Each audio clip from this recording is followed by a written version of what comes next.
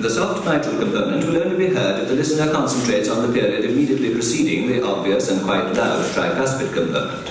The second heart's aortic valve closure, and the second pulmonary valve closure.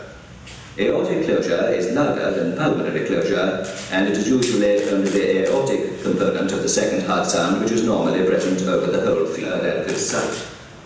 Whereas the timing of aortic closure is for practical purposes unaffected by respiration, the increased stroke volume of the right. This low-pitch sound occurs when the atrium contracts again.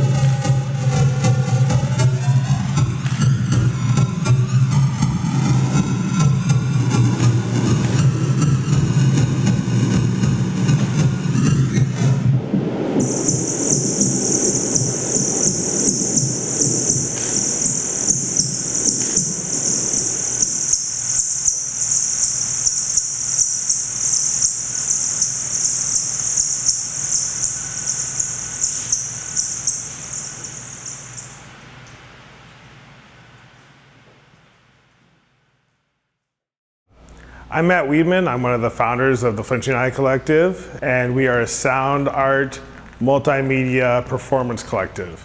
And we have toured the Southwest, the East Coast, and now the Texas area. We all met as visual artists, but we also have these separate backgrounds in theater, filmmaking, sculpture, painting, photography. When somebody comes up with a piece, somebody brings their own unique aspect to that. So somebody who's really embedded in the sound part of a piece, somebody else who's maybe more performance oriented is going to suggest a movement and how the body can react in that piece. For instance, one of the pieces is a large fluorescent light bulb, and we use just an empty microphone jack to create bioelectromagnetic frequencies through the body by touching toes or touching the microphone to the tongue and getting electricity to travel through the body, creating different frequencies and different sounds. During a lot of pieces, one thing that we're trying to find is how the audience can come in, how they can be part of the work, how they can almost become the performers sometimes. So there's several occasions where a performance will start with us and then it will move to somebody else in the audience who then becomes a performer, and they don't know if they're performing, the audience doesn't know if they're with us, or they're just this person left out there alone, and this magic ambiguity starts to happen that kind of acknowledges the inherent importance that the viewer and the art are one, and they don't exist without each other. There is no art unless the viewer is there, so we're kind of pushing that into a more literal realm. We like to have elements of risk in the shows so that certain things can go wrong, so that you can feel that's palpable, that maybe something's gonna fall apart, maybe something's gonna explode, who knows. It's all kept under control, but you never quite know what you're getting into.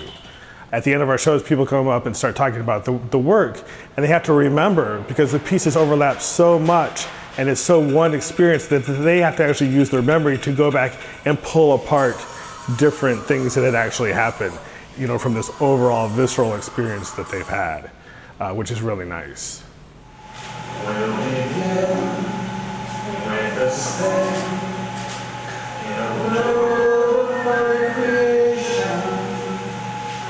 What you'll see will survive explanation.